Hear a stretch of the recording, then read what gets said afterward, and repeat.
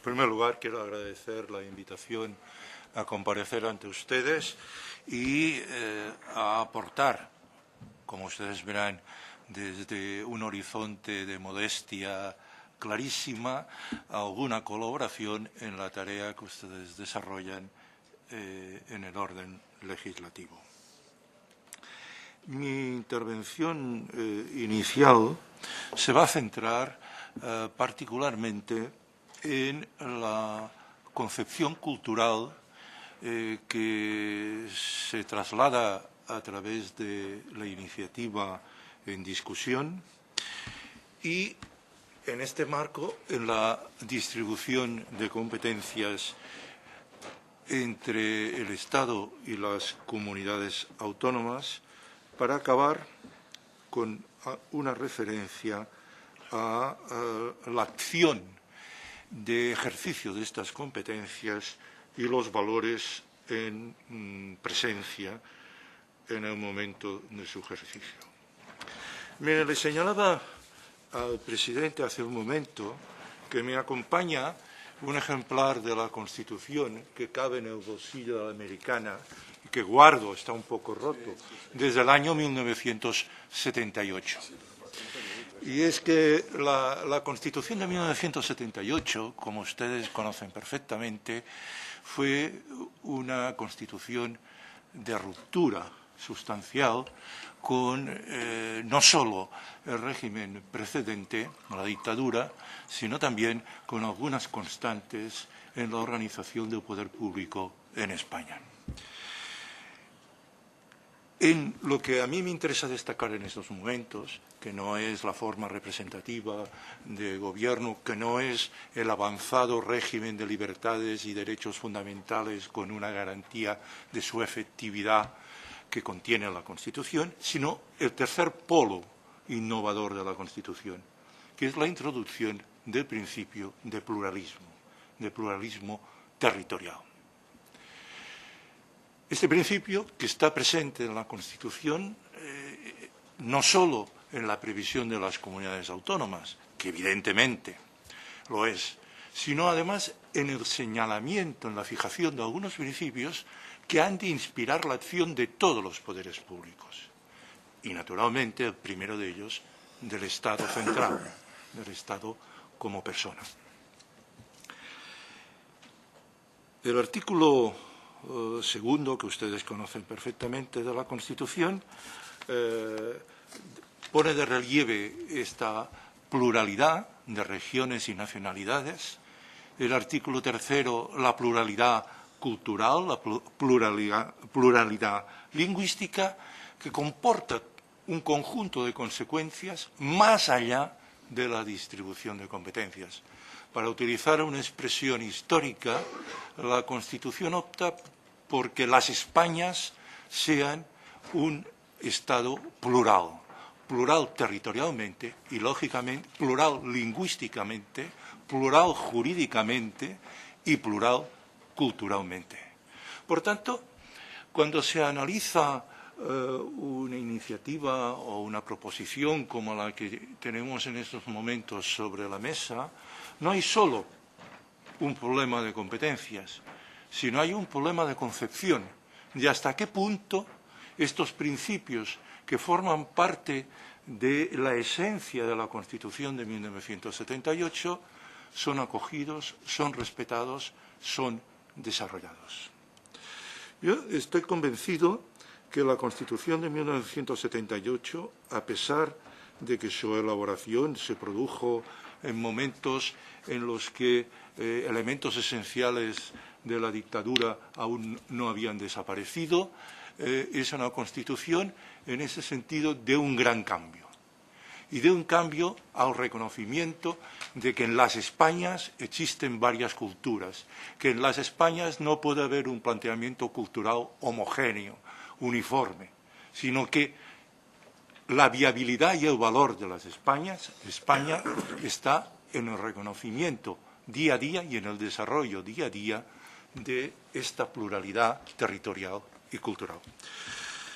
Me permitirán que cite a un antiguo diputado de esta casa, ponente de la Constitución, el profesor Soletura, que aludiendo precisamente a esta previsión del artículo 2 de la Constitución, señalaba que si ello es cierto con carácter general, es especialmente cierto en el caso de las comunidades autónomas con lengua propia. Porque lengua no es solo lenguaje, es cultura. Y es no solo cultura, es comunicación. Y si lengua y derecho propio se unen, ahí nace una idiosincrasia peculiar, que ha de tener acogida en el seno del Estado, pero que el Estado, de acuerdo con el artículo 3 de la Constitución, no solo ha de reconocer o respetar, sino proteger y fomentar. A mí me parece que es importante poner la atención en estos principios constitucionales, en esto que los italianos dirían la svolta que hace la Constitución de 1978, más allá que, como haré a continuación, me refiera ya a un tema más concreto, más habitual, de la distribución de competencias. Bien, respecto a la iniciativa popular presentada, un instrumento de legislación que no abunda y en ese sentido es un elemento positivo, sorprende que la referencia sea exclusiva al ámbito de la cultura, porque en el objeto, en la fiesta de los toros, o como ustedes quieran llamarlo, no incide de forma única ni quizás primordial el elemento cultura. Existen, como ustedes saben, cuanto menos otras dos intervenciones públicas respecto de este acontecimiento: espectáculo y seguridad pública. No olvidemos, desconozco en estos momentos, porque también les añado que no soy aficionado a la fiesta de los toros, pero tampoco soy un militante activo en contra. En ese sentido, puedo contemplar la discusión, no diré desde una neutralidad, que no sé si existe, pero sí al menos con un cierto desapasionamiento. Recordaremos todos cómo las corridas eran presididas por un comisario de policía. No sé si aún continúa esta fórmula, pero que pone en relieve la conexión que había con la materia seguridad pública o orden público. Se centra toda la discusión, por lo que parece en estos momentos, en torno a la distribución de competencias en materia de cultura. Paradójicamente, según he podido leer en el recurso planteado de inconstitucionalidad contra la Ley del Parlamento de Cataluña del año 2010 no menciona en ningún momento el tema cultural.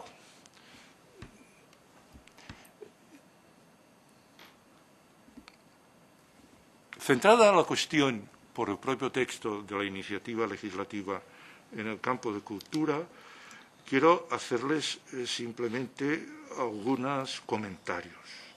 Es cierto que a partir del artículo 149.2 de la Constitución se puede hablar de unas competencias concurrentes, pero también lo es que el Tribunal Constitucional, en dos bloques de sentencias, unas de los años 84-85 y otra, la del año 91, que es sobre la Ley de Patrimonio Histórico, ha indicado unos criterios que permiten deslindar, clarificar el espacio del Estado y de las comunidades autónomas en el orden cultural.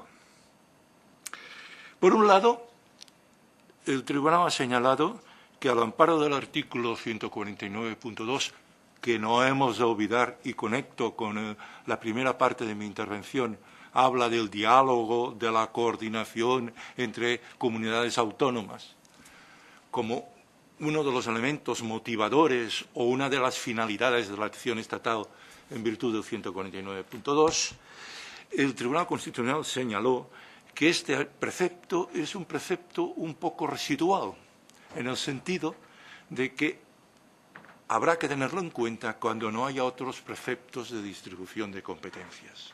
Y, en segundo lugar, señaló en el primer bloque de sentencias, son varias, que ampara al Estado para establecer unos criterios, unas directrices, unos principios, unas reglas generales. La segunda sentencia, la del 91, la que alude ya a la Ley del Patrimonio Histórico y se refiere concretamente a la Declaración de Bienes de Interés Cultural, señala que la actividad ejecutiva en este campo corresponde a las comunidades autónomas, con unas excepciones. Si hay conexión con el servicio público, si hay conexión con el patrimonio nacional, entendido como ente, o bien conectándolo con la expoliación. Pero claro, se trata de intervenciones excepcionales que habrá que justificar adecuadamente, que se da la condición de servicio público, la conexión con el patrimonio nacional o que se ha dado un hecho de expoliación. Porque si no se dan estas excepciones, el Estado puede establecer reglas generales, pero la actividad ejecutiva, los actos administrativos, corresponden a las comunidades autónomas. Y esto no nos ha de extrañar, porque estos últimos años diversas comunidades autónomas han declarado la fiesta de los toros bien o fiesta de interés cultural sin que se hayan planteado conflictos de competencia o recursos de inconstitucionalidad por parte del Estado. Tampoco nos ha de extrañar porque el año 1991, cuando se aprueba la ley reguladora del espectáculo taurino, su disposición adicional establece, de hecho, que es una ley en cierto sentido supletoria. Dice, esta ley se aplicará si los temas a resolver no están regulados por las normas correspondientes de las distintas comunidades autónomas. Leyendo algunos trabajos para ilustrarme de cara a esta comparecencia, por ejemplo, he conocido que parece ser que en una determinada comunidad autónoma se puede indultar al toro y en la comunidad autónoma vecina no. La verdad es que desconozco absolutamente la cuestión, pero parece que ya hoy existen regulaciones distintas, sin que estas regulaciones distintas hayan sido puestas en cuestión. Por tanto, vemos que desde una perspectiva meramente cultural, la distribución de competencias exige una consideración muy matizada para ver, a la luz de la interpretación realizada de las determinaciones constitucionales, cómo puede ejercerse las potestades públicas por el Estado o por las comunidades autónomas. Si nos fijamos en la otra perspectiva que incide en la fiesta de los toros, la perspectiva espectáculos, aquí las comunidades autónomas, prácticamente todas, han asumido estos estatutos como exclusiva la competencia. Por ejemplo, la comunidad autónoma catalana, en su estatuto vigente, en el artículo 141.3, dice corresponde a la competencia exclusiva en materia de espectáculo, la cual comprende la ordenación. Eso es todo, según cualquier manual de derecho administrativo, porque además añade como ejemplos adicionales la intervención administrativa, etcétera. Por tanto, nos encontramos que en la vertiente que se refiere al espectáculo, que es una vertiente muy importante, la competencia es esencialmente autonómica. Finalmente, en materia de seguridad, la situación varía según sean las comunidades autónomas. Y entro en la última parte de mi intervención. He aludido a la cultura, pero deberíamos matizar exactamente de qué estamos hablando. ¿Estamos hablando del Museo del Prado? ¿Estamos hablando de un libro de poesía? ¿O estamos hablando de una tradición? De una tradición que puede tener aspectos culturales. Yo creo que es importante matizar, porque precisamente el elemento de la tradición, el elemento de que la dimensión cultural llega por la resonancia más que por lo que es en sí misma la actividad, es, creo, importante, porque no porque una actividad humana aparezca en una pintura, estamos ante cultura. La Demoiselle d'Avignon, de Picasso, famoso cuadro, que no es que fueran unas señoritas de la ciudad de Aviñón, sino que eran unas señoritas de un lupanar de la calle Aviñón, del centro histórico de Barcelona. No porque en el cuadro aparezcan las Demoiselles d'Avignon, diremos que la prostitución es una actividad cultural. Las guerras, tantas desgracias se han reflejado en la pintura, en la literatura, que no las convierte en un elemento cultural. Hay que matizar, y no todo lo que llamamos cultura lo es, diríamos, con la misma intensidad, con la misma propiedad. Quizás se podría utilizar la imagen que se ha utilizado en otros campos del derecho de una escala de la culturalidad, en que hay resonancias culturales, pero no propiamente una catedral gótica. En ese sentido, a mí me parece, conectando con mis primeras palabras, que en relación con la fiesta de los toros hay esta resonancia cultural, pero es evidente que inciden otros aspectos que nada tienen que ver con la cultura ni con el uso de un bien cultural. Y como esta tradición, que es el elemento central a mi modo de ver, se da de forma diversa, es lógico que los distintos poderes legislativos puedan calibrar los distintos intereses o derechos en presencia. El derecho a una tradición, con un grado de implantación diverso, concretamente en un determinado territorio puede ser escaso, en otro puede ser muy intenso.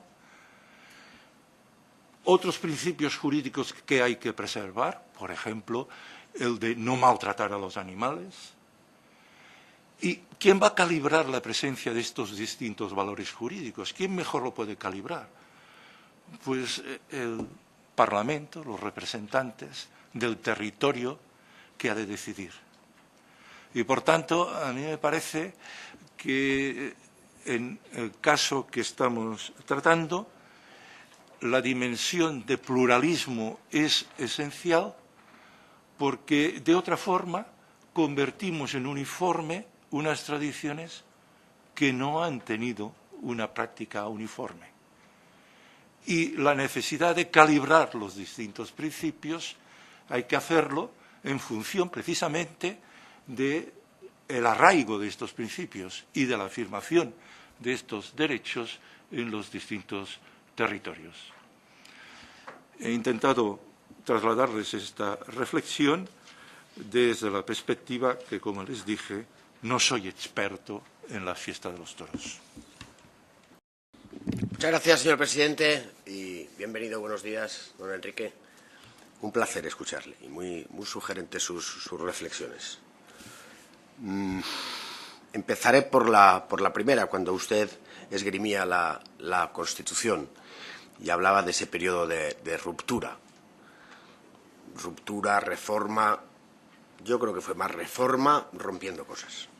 Pero atisbo, es decir, yo al menos no comparto que en esa ruptura de cosas que provocó la reforma política tuviera que estar el mundo del toro, por aquello de que el toro estuviera vinculado con aquello de lo que queríamos romper. No sé si me explico. Perdón. Pero bueno, más allá de no compartir, digamos, que con lo que rompíamos era con, no sé, con el mundo del toro como cultura, pero vinculada a un régimen que queríamos dejar atrás. Me ha parecido muy interesante sus comentarios. Aunque le diré que no me han convencido del todo. Igual yo tengo el prejuicio del aficionado, pero no del todo. Pero completan muy bien las intervenciones que hemos tenido con anterioridad a la suya. En los cuatro, yo creo que aspectos de lo que estamos juzgando, analizando, reflexionando. Uno, si el mundo del toro es o no cultura. Otro, si, siendo cultura, el Estado puede decidir declararlo como bien cultural por encima de la reglamentación o del camino habitual, con esta forma tan excepcional.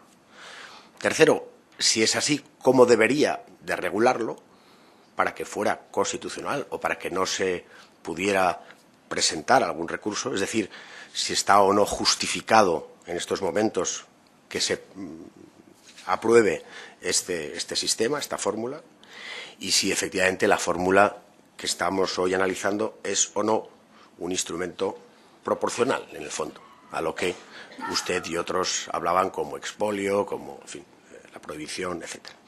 Y en un último estadio, si y cómo armonizar esta decisión política, legislativa, con las distintas regulaciones que existen en las comunidades autónomas a nivel de, en fin, de seguridad.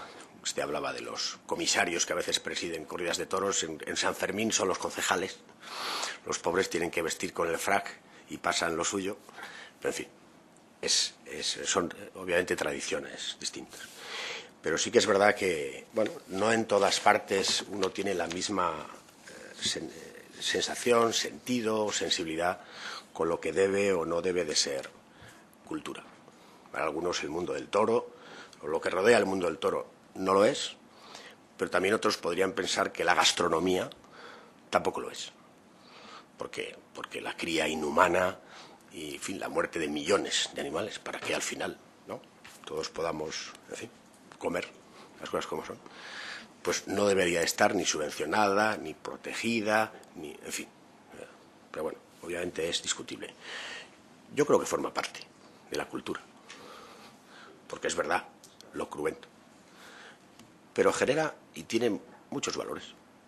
Yo creo que muchos más valores en positivo de los que ese espectáculo, como digo, con ese sufrimiento del animal tiene. Pero, en fin, yo, más allá de ratificarme cuando le escucho en la posibilidad de que esta legislación pueda ser constitucional, sí que nos queda un trabajo para adecuarla y para evitar, con las enmiendas y las aportaciones de todos, el que pueda justificarse o alegarse, o, en fin, un recurso que yo espero no pudiera prosperar sobre esta legislación. Pero en todo caso le agradezco la discrepancia, sus muy interesantes reflexiones. Muchas gracias, señor presidente. Muchas gracias, señor presidente. Bienvenido a esta comisión, señor Argullol. No se preocupe y muchas gracias por sus aportaciones, por su intervención y por algunas ideas que me han parecido muy interesantes y que voy a intentar recoger después. No se preocupe, quería decirle, no se preocupe por no ser experto ni por ser aficionado, ¿no? Yo hago mías las palabras de don Santiago Ramón y Cajal, Premio Nobel de Medicina, un hombre de ciencia aragonés, que decía: me enorgullezco de no haber figurado nunca entre la clientela especial de las corridas de toros, ¿no? Yo creo que efectivamente no tiene por qué preocuparse por no ser aficionado, ¿no? Sí que en este ciclo de 4 comparecientes que estamos disfrutando esta mañana, las 4 comparecencias, estoy repitiendo las mismas preguntas a modo de cuestionario, aunque en algún caso ya la respuesta del compareciente ya se ha anticipado, ¿no? En primer lugar, tenía nuestro grupo serias dudas sobre la posibilidad de que se pudiera saltar el procedimiento administrativo para aprobar un BIC por ley de Parlamento. Ya los anteriores juristas que han intervenido han dejado claro que el Parlamento puede hacerlo, puede aprobar por ley. Por lo tanto, no sería esa la duda que genera el contenido de la ley, y quería saber si usted también compartía que efectivamente eso no era problema. En segundo lugar, el debate competencial ha dejado clara la posición en cuanto a que es competencia autonómica la función ejecutiva de la declaración de BIC, salvo esos casos altamente excepcionales que habría que justificar claramente. Sobre ello se ha posicionado el anterior compareciente, el señor Alonso, con respecto a la complicación de explicar la expoliación y si poder demostrar que sin la aprobación de esta proposición de ley desaparecerían las corridas de toros, que eso es, a fin de cuentas, el sentido último, en este caso concreto, del principio de expoliación al que se refiere la legislación. En todo caso, si se produce, si el texto de la proposición de ley acaba aprobado tal cual está en estos momentos, ¿usted entendería que se produce una clara vulneración constitucional, una clara invasión de competencias autonómicas? Nos gustaría que pudiera decirlo. Y con respecto a lo que han sido los grandes argumentos de la comisión promotora de esta ILP, ¿usted cree que esta proposición de ley, que esta ILP, puede obligar a las comunidades autónomas que han prohibido las corridas de toros, como el caso de Canarias y de Cataluña, puede obligarles a levantar la prohibición? Y mirando al futuro, es decir, esta ley podría impedir en el futuro que otras comunidades autónomas puedan decidir sobre las corridas de toros en sus respectivos territorios, y me refiero tanto en un sentido como en otro, tanto para erradicarlas como han hecho Canarias y Cataluña, o para declararlas BIC como han hecho en Murcia, en Madrid o en Castilla-La Mancha. ¿Cree que desde esta ley se podrá actuar en esa uniformización, que supongo que es la que se refería en el final de su intervención? Finalmente, yo no sé si ha estudiado en profundidad el texto explícitamente de la proposición de ley, si cree, qué asuntos cree que deberían de corregirse para depurar desde el punto de vista jurídico el texto de esta proposición. No sigo más, porque esta es la pregunta tipo que le hará el señor Torres Mora en cuanto a, y por eso no te quiero pisar, no le quiero pisar al señor Torres Mora en esa cuestión. Concluyo simplemente diciendo que comparto con usted lo que ha planteado, ¿no? El hecho de que una actividad humana aparezca en una pintura, en un poema, en una película, no supone que sea una actividad cultural. Efectivamente, podemos poner 1000 ejemplos, los desastres de la guerra de Goya, que son tan similares a los grabados de la tauromaquia, ¿verdad? Bueno, pues efectivamente de todo eso yo creo que compartimos esa posición. Muchísimas gracias. Muchas gracias, señor presidente. Señor Argullol, benvingut a aquesta comissió. Muchas gracias por su magnífica intervención, que nos ha ilustrado, estoy segura, a todos, y por parte de Convergencia y Unió puedo decirle que compartimos plenamente gran parte de lo que nos ha expuesto hoy aquí. Enlazando la parte final con el portavoz que me ha precedido en el uso de la palabra, ¿no?, cuando decía que no toda expresión artística o cultural, no estamos aquí hablando de si un cuadro es o no es cultura, estamos hablando de otra cosa. Podemos poner un ejemplo reciente en Cataluña, por ejemplo. Creo que esta misma semana se ha declarado bien de interés cultural un cuadro que tiene por objeto la tauromaquia, y ahí no ha sucedido absolutamente nada, y teniendo en cuenta pues la reciente ley aprobada por el Parlamento de Cataluña. Estamos hablando de otra cosa. Y yendo ya a formularle directamente las preguntas que me han sugerido su intervención, ha hablado al inicio de la dimensión plural que se desprende de la Constitución española, de la dimensión plural del Estado en sus distintos ámbitos. En este caso hablamos del pluralismo cultural, del pluralismo de las distintas nacionalidades. ¿Cree usted que encaja la iniciativa que estamos aquí debatiendo en esa dimensión plural, de pluralidad, que recoge la Constitución española? En segundo lugar, ¿encaja también esta proposición de ley en la distribución competencial que muy bien ha descrito usted? ¿Considera que los términos en los cuales ahora está redactado encaja en esa distribución competencial del Estado y las comunidades autónomas? En tercer lugar, el elemento de tradición. ¿Cree que la cultura es un concepto inamovible que permite mantener eternamente la consideración cultural de una determinada actividad o una expresión, o bien las leyes a lo largo de la historia también han contribuido a definir qué es y lo que no es cultura. En cuarto lugar, disculpe, las competencias concurrentes.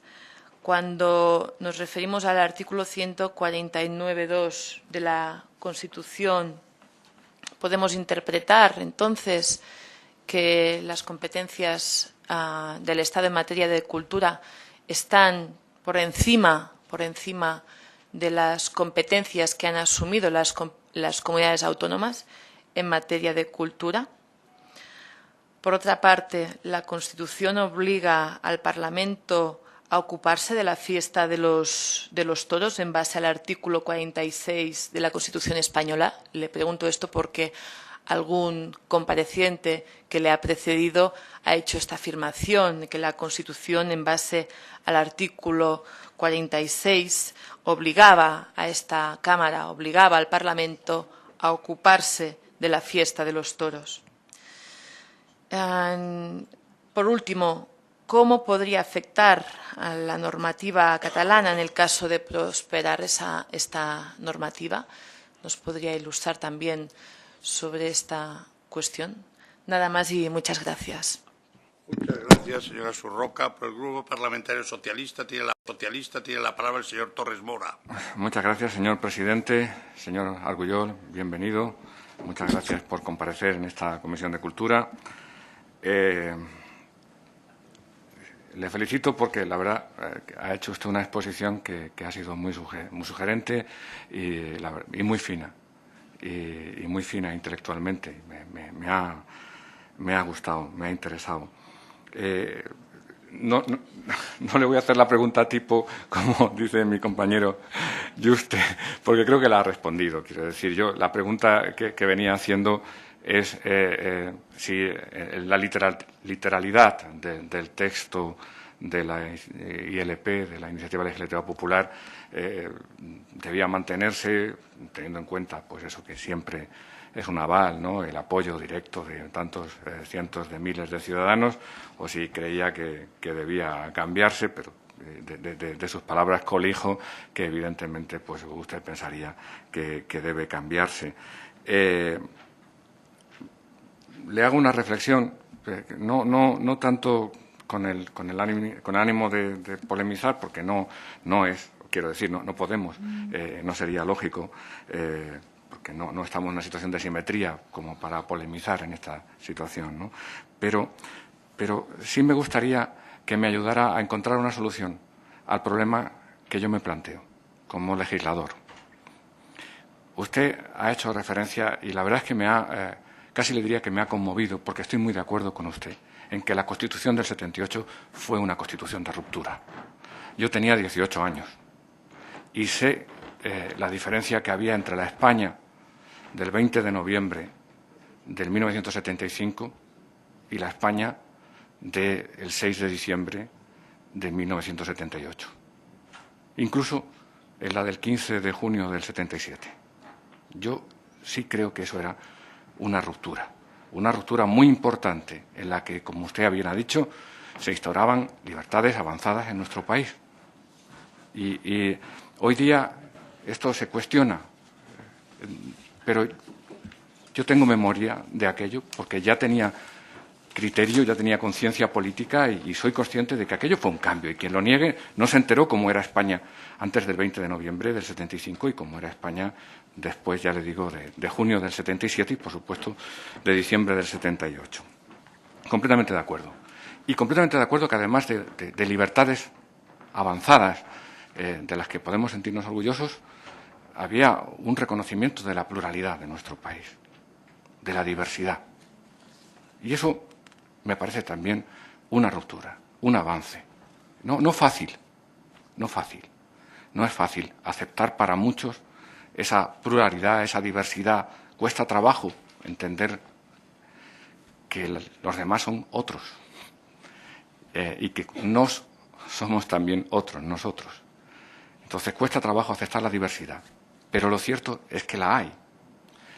Y de la pluralidad, uno.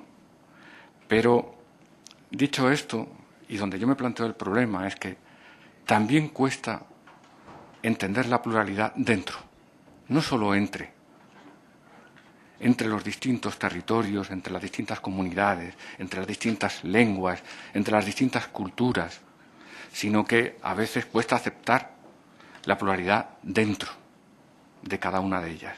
Porque la pluralidad no se queda en el límite de cada comunidad autónoma, sino que atraviesa los límites de las comunidades autónomas y existe dentro de las comunidades autónomas, esa pluralidad. Tengo la sensación de que esta iniciativa legislativa popular tiene que ver en algo con ese sentimiento. Entonces, no sé cómo podríamos ayudar a ese sentimiento, a esa demanda, sin quebrar nada, sin romper nada, sin violentar nada. Mire, yo soy un socialista, lo que se dice en Europa un socialdemócrata o en Gran Bretaña un laborista. Nosotros generalmente no generamos grandes pasiones, no creo que la estemos generando, por ejemplo, en esta ILP concretamente, no generamos grandes pasiones, pero tampoco generamos grandes quebrantos, ¿no? Queremos simplemente ayudar y mejorar un poco la convivencia y la vida. Y aquí hay algo que entiendo como una demanda social, como un problema, ¿no? Al que no puedo no mirar, que es esa demanda de respeto también en la pluralidad de la pluralidad que compone cada una de estos. Si usted, que estoy convencido de que normativamente estaríamos de acuerdo, que en los principios estaríamos de acuerdo y que, insisto, me ha gustado mucho que empezara hablando de los principios, ¿no? Qué mejor. Si usted pudiera ilustrar un poco o aventurar cómo podríamos ayudar a esto, pues yo se lo agradecería mucho. Sé que es muy difícil lo que le pido. Gracias, presidente. Muchísimas gracias, señor Argullol, por su comparecencia. La verdad es que usted ha argumentado de un modo magnífico la legalidad de la competencia exclusiva de la Comunidad Autónoma de Cataluña para legislar sobre la fiesta de los toros en su territorio. A mí, que me gusta mucho el derecho constitucional, he de decirle que he disfrutado con su exposición. Ha sido un poco como volver a clase, a una buena clase, he de decirle. Ha sido una argumentación realmente muy bien ensamblada, pero también he de decirle que aquí, hoy mismo, ha habido otros juristas. Hemos escuchado otros argumentos jurídicos que sustentan precisamente la competencia del Estado para declarar la fiesta de toros o la tauromaquia como bien de interés cultural. Lo que no se ha dicho aquí, que acabo de oír yo a algún otro compareciente, es que el artículo 46 de la Constitución obliga a este Parlamento a intervenir. Lo digo para que a la hora de contestar tenga claro lo que se ha dicho y lo que no. Y como he tomado apuntes, le diré que aquí se ha dicho que el tema de la expoliación justifica la intervención del Estado. El Estado tiene la obligación de intervenir si se da el caso, y que se ha dicho también que el legislativo no tiene vedado ningún tema. Exactamente eso es lo que se ha dicho, no que el Parlamento tiene la obligación de intervenir ante un caso de expoliación. Yo he presidido durante unos años una institución de la Generalitat Valenciana. Teníamos un letrado muy bueno, y cuando yo le decía, Luis, se tiene que hacer un informe jurídico sobre este tema, me decía, ¿a favor o en contra? Y le puedo asegurar que fuera a favor o fuera en contra, el argumento era siempre impecable. Bien, usted es un buen jurista, otros buenos juristas han pasado por aquí. Yo represento a un grupo político, el Grupo Parlamentario Popular. Entendemos que la fiesta de toros es un valor de identidad de toda España y de Cataluña también. En el archivo de la Corona de Aragón consta que en el año 1387 ya había corridas de toros en Barcelona, y desde entonces hasta hoy indudablemente hay afición. Le recuerdo también que muchos pueblos del sur de Francia consideran las corridas de toros como algo muy propio y que las celebran a la catalana, en Barretina, en Senyera y en Cobles. O sea, que los tienen a ustedes como referencia de esas corridas de toros. La frase «sin toros no hay fiesta y sin fiesta no hay toros» es de Miguel Ferrer, el presidente de l'Agrupació de Penyes i Comissions de Bous de les Terres de l'Ebre. Cataluña, paradójicamente, sí permite y protege els bous de carrer, incluidos el bou embolat y el bou enllaçat. Otro compareciente ha dicho aquí que en algunos de esos festejos el toro sufre más que en las corridas de toros. Y, sin embargo, en Cataluña se le da cobertura jurídica y lo hace, por supuesto, también haciendo uso de sus competencias en materia de cultura, fiestas y espectáculos. O sea, protegen els bous de carrer por ser tradicionales, por ser cultura, prohíben las corridas de toros. ¿Por qué? Por ser salvajes, no son tradicionales, no son cultura, no se consideran salvajes es bous de carrer, es cuanto menos incoherente y no nos sirve el argumento de que en un caso no hay muerte y en otro caso sí que hay muerte porque quien no se haya comido nunca un solomillo o no lleve unos zapatos de cuero, pues que tire la primera piedra. En el ámbito ya concreto de la relación con la cultura, bien se podría citar aquí a Lorca, ya lo hizo nuestro presidente en el pleno del 12 de febrero, podría citar a Ortega y Gasset, pero es una cita que creo que está ya muy manida. Sí quiero citar a un cantautor para abundar en la actualidad de la tauromaquia. Joaquín Sabina dice: si yo fuera animal, me gustaría ser toro de lidia, a ninguno se lo respeta más, ninguno está mejor tratado. Quienes acatamos la Constitución del 78 como norma fundamental del Estado, quienes creemos en la indisoluble unidad de España, defendemos que la declaración de Vic para la tauromaquia sea para todo el territorio español. La cultura es como el aire, no se puede compartimentar.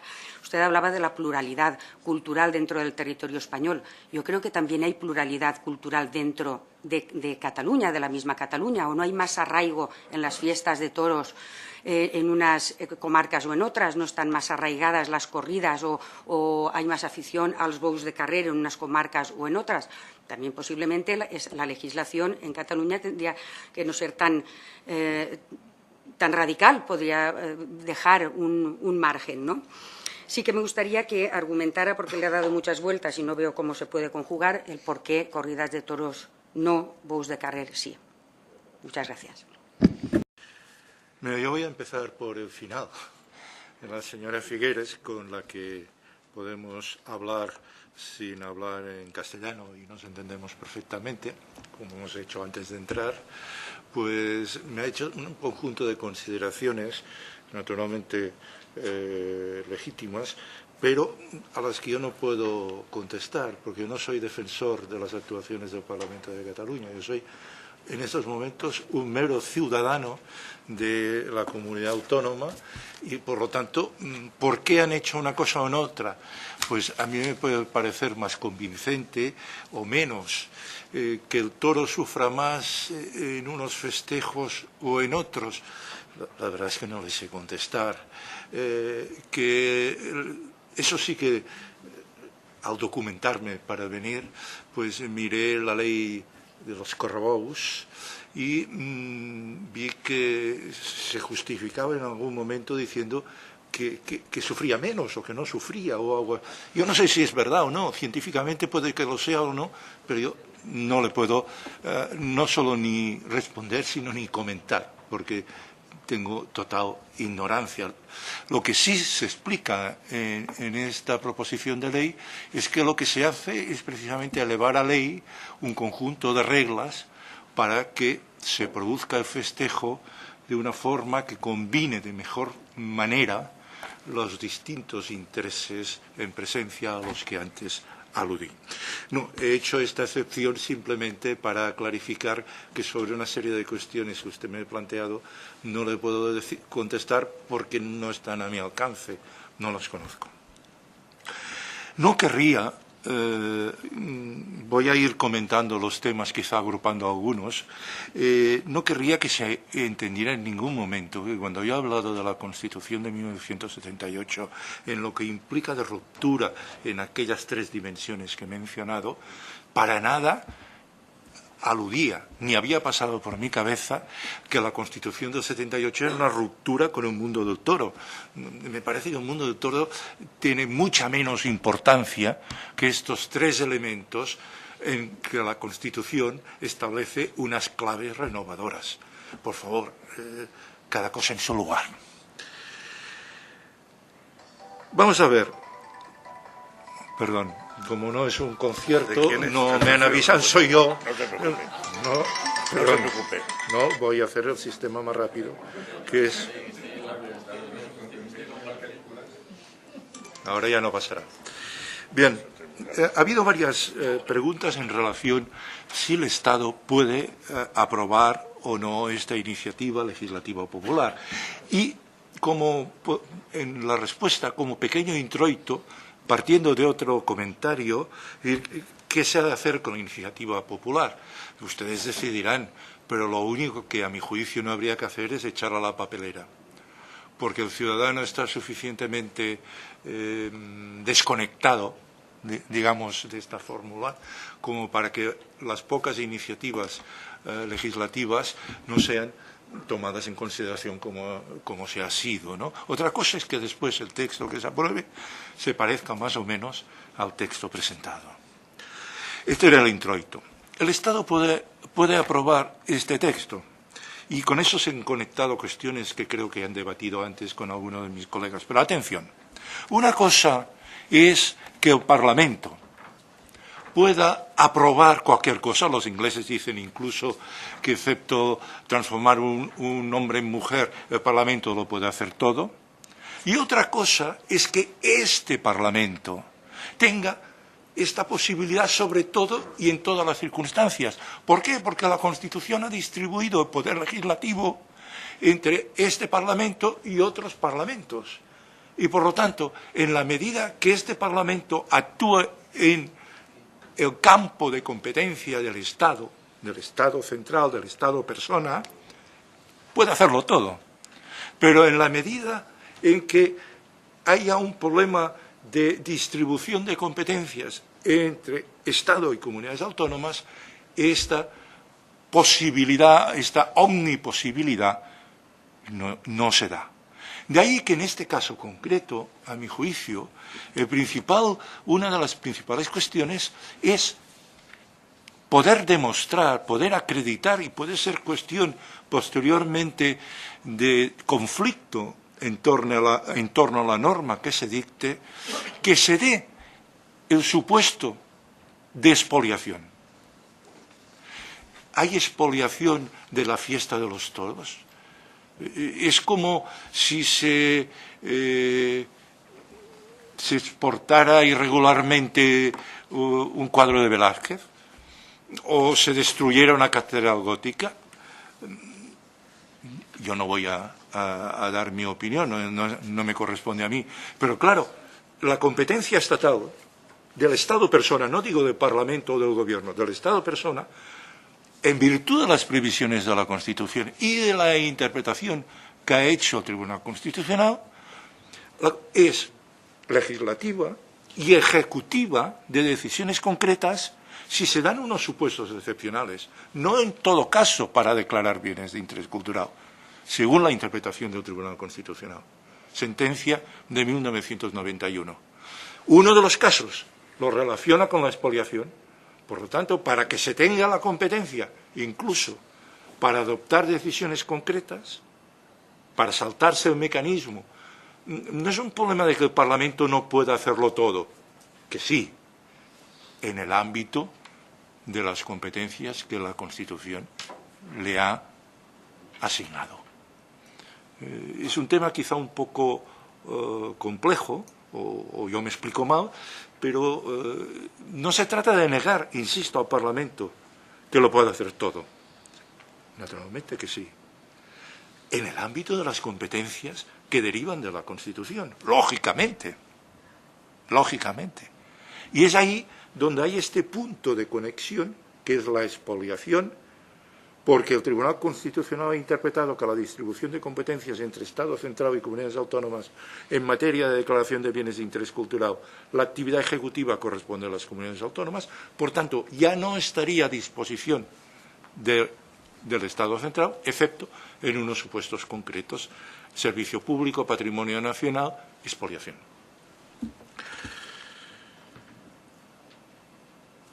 Ha habido una serie de preguntas en torno a la incidencia de una ley que pueda aprobarse como consecuencia de esta iniciativa legislativa popular en las normas autonómicas, en las que ya existen, en las que pueden existir en el futuro. En las que ya existen, la Constitución tiene un procedimiento. Cuando el Estado quiere establecer una regulación uniforme en campos no deslindados, como sería este a mi juicio, que es el 150.3, las leyes de armonización. A partir de este mecanismo se incide inmediatamente en la legislación preexistente. De otra forma, la comunidad autónoma deberá interpretar hasta qué punto su ley es contradictoria o no, y en último extremo serán los tribunales. Otra pregunta que se ha hecho es sobre la depuración del texto de la iniciativa.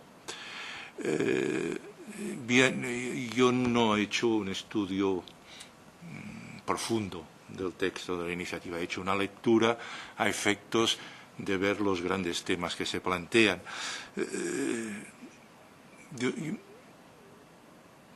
El derecho es importante que sea claro. Muy claro no es. Muy claro no es. Es redundante en algunos extremos. Eso nos sucede a todos. Cuando estamos obsesionados con un tema, pues la obsesión nos traiciona. Y seguramente a los redactores, pues la obsesión legítima también ha traicionado la redacción.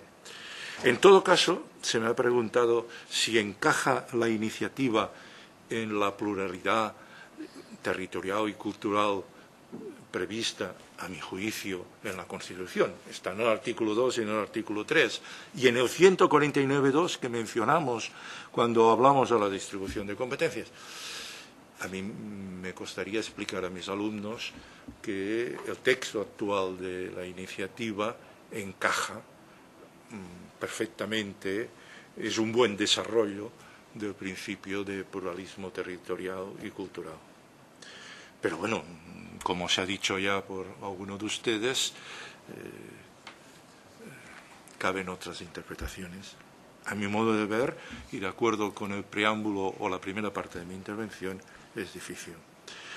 Sobre la evolución del concepto de cultura, ya he aludido de ellos, en el artículo 46 de la Constitución, a mi juicio, a mi modesta opinión, nada tiene que ver con un mandato al Parlamento de hacer una ley de toros. Yo creo que nadie lo había soñado hasta hoy. Esto. Leanse ustedes de nuevo el artículo 46, denle vueltas por delante y por detrás, y no.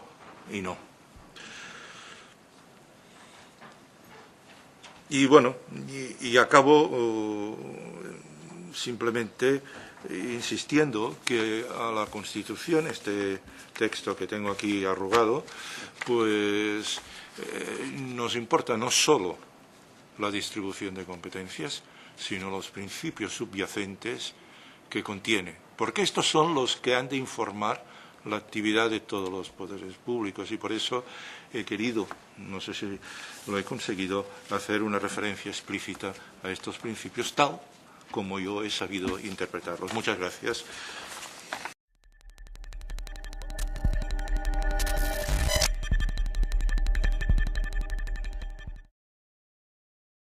Lingüística que comporta un conjunto de consecuencias más allá de la distribución de competencias.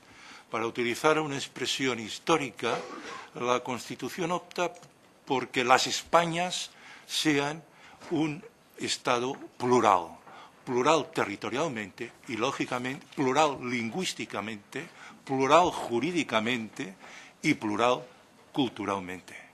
Por tanto, cuando se analiza una iniciativa o una proposición como la que tenemos en estos momentos sobre la mesa, no hay solo un problema de competencias, sino hay un problema de concepción de hasta qué punto estos principios que forman parte de la esencia de la Constitución de 1978 son acogidos, son respetados, son desarrollados. Yo estoy convencido que la Constitución de 1978, a pesar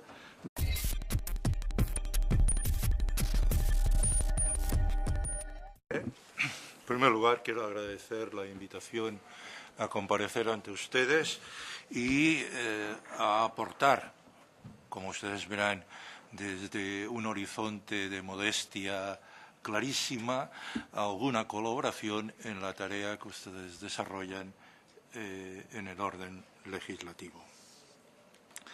Mi intervención inicial se va a centrar particularmente en la concepción cultural que se traslada a través de la iniciativa en discusión y, en este marco, en la distribución de competencias entre el Estado y las comunidades autónomas, para acabar con una referencia a la acción de ejercicio de estas competencias y los valores en presencia en el momento de su ejercicio. Mire, le señalaba al presidente hace un momento que me acompaña un ejemplar de la Constitución que cabe en el bolsillo de la americana y que guardo, está un poco roto, desde el año 1978.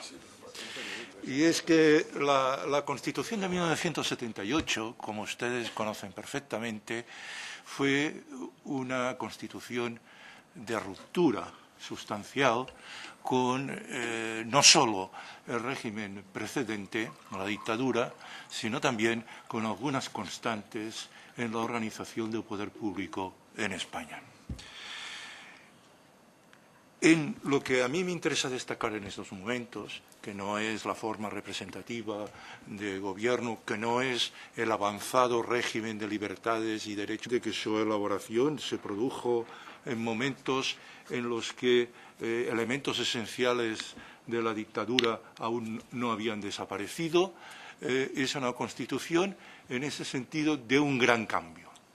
Y de un cambio al reconocimiento de que en las Españas existen varias culturas, que en las Españas no puede haber un planteamiento cultural homogéneo, uniforme, sino que la viabilidad y el valor de las Españas, España está en el reconocimiento día a día y en el desarrollo día a día de esta pluralidad territorial y cultural. Me permitirán que cite a un antiguo diputado de esta casa, ponente de la Constitución, el profesor Soletura, que aludiendo precisamente a esta previsión del artículo 2 de la Constitución, señalaba que si ello es cierto con carácter general, es especialmente cierto en el caso de los fundamentales con una garantía de su efectividad que contiene la Constitución, sino el tercer polo innovador de la Constitución, que es la introducción del principio de pluralismo territorial. Este principio, que está presente en la Constitución, no solo en la previsión de las comunidades autónomas, que evidentemente lo es, sino además en el señalamiento, en la fijación de algunos principios que han de inspirar la acción de todos los poderes públicos. Y, naturalmente, el primero de ellos, del Estado central, del Estado como persona. El artículo 2, que ustedes conocen perfectamente, de la Constitución, pone de relieve esta pluralidad de regiones y nacionalidades. El artículo 3, la pluralidad cultural, la pluralidad